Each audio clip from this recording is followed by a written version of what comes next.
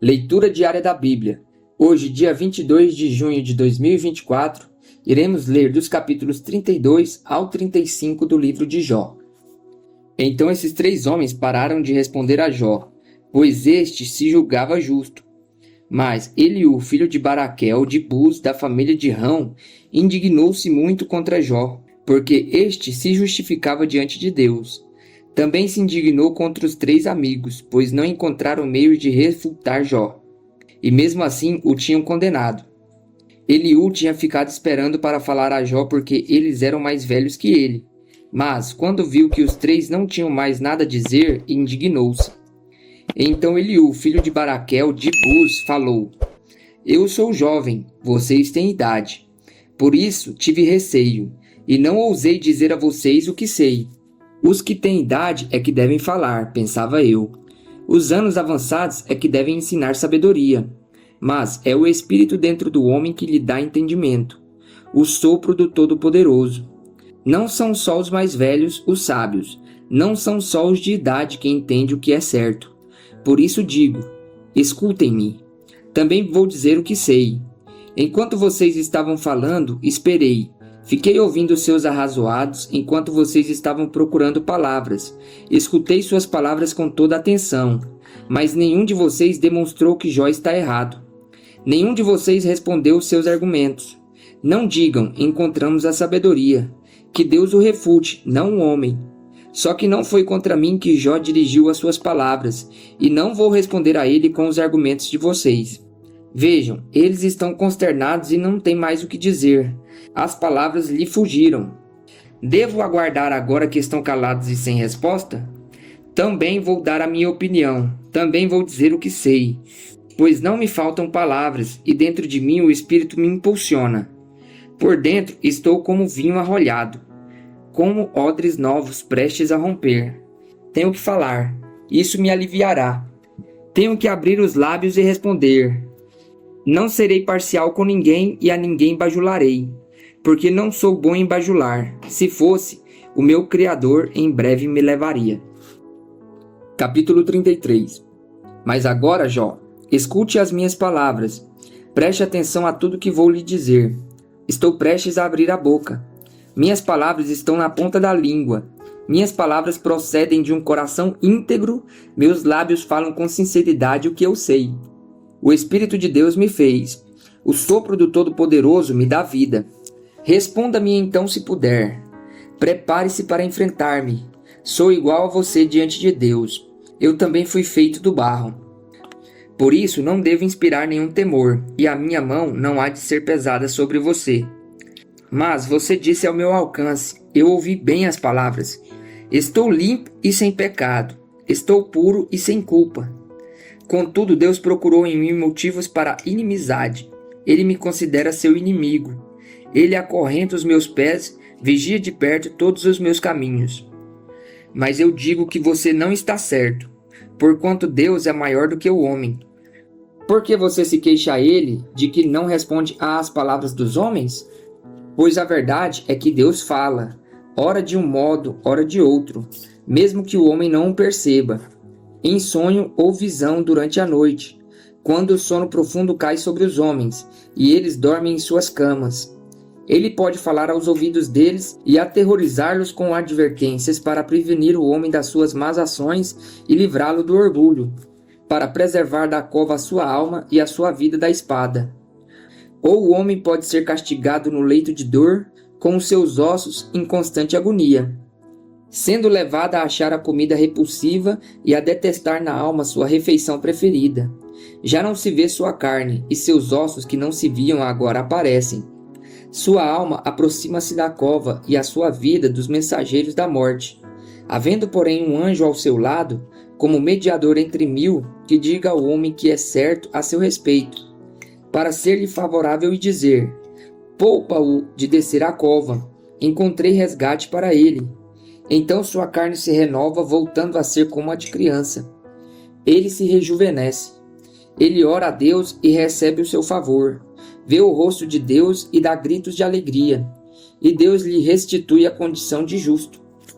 Depois ele vem aos homens e diz: pequei e torci o que era certo. mas ele não me deu o que eu merecia. Ele resgatou a minha alma, impedindo-o de descer à cova, e viverei para desfrutar a luz. Deus faz dessas coisas ao homem 2 ou 3 vezes, para recuperar sua alma da cova, a fim de que refugie sobre ele a luz da vida. Preste atenção, Jó, e escute-me. Fique em silêncio e falarei. Se você tem algo para dizer, responda-me.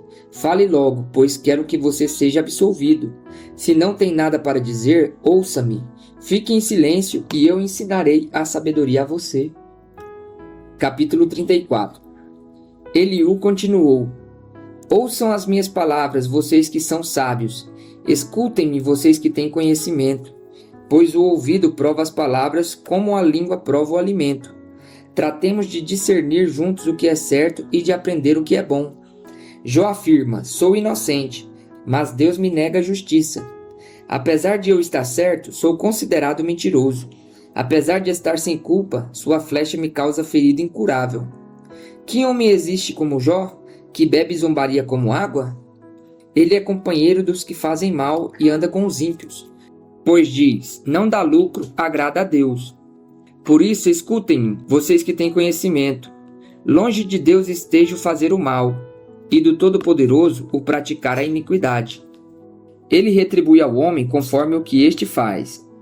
Ele dá o que a sua conduta merece. Não se pode nem pensar que Deus faça o mal, que o Todo-Poderoso perverta a justiça.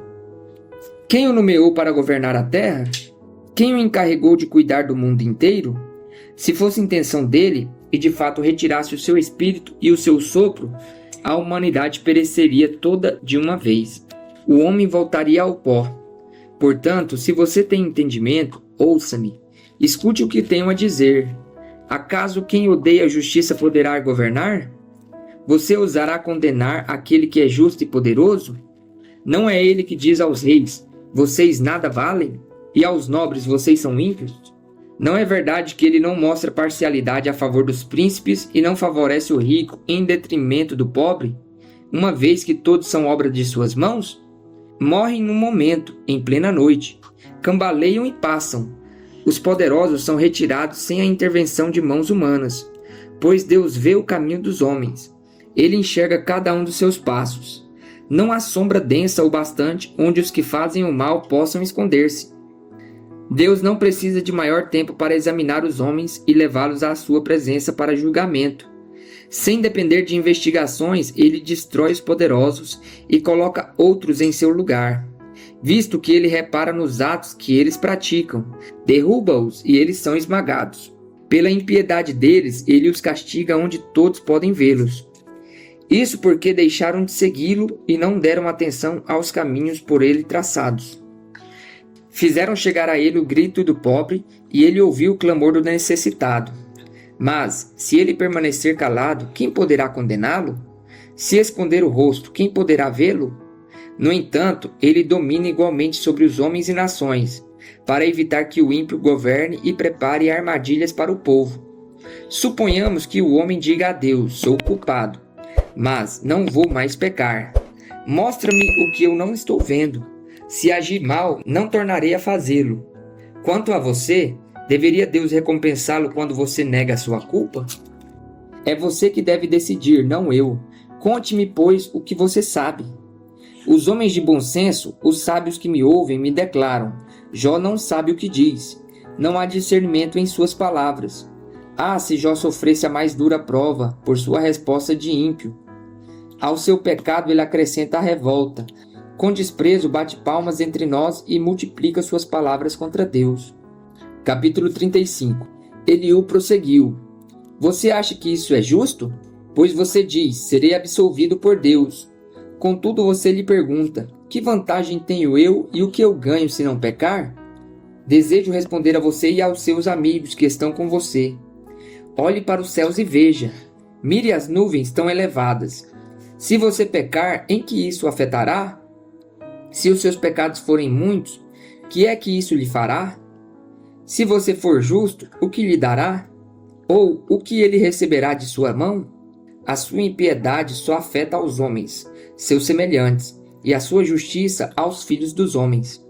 Os homens se lamentam sob fardos de opressão, imploram que os libertem dos braços dos poderosos. Mas não há quem pergunte: onde está Deus, o meu Criador, que de noite faz surgirem cânticos, que nos ensina mais que os animais da terra e nos faz mais sábios que as aves dos céus? Quando clamam, ele não responde, por causa da sua arrogância dos ímpios. Aliás, Deus não escuta a vã súplica que fazem. O Todo-Poderoso não lhes dá atenção, pois muito menos escutará quando você disser que não o vê, que a sua causa está diante dele e que você tem que esperar por ele. Mais que isso, que a sua ira jamais castiga e que ele não dá a mínima atenção à iniquidade. Assim é que Jó abre sua boca para dizer palavras vãs. Em sua ignorância, ele multiplica palavras.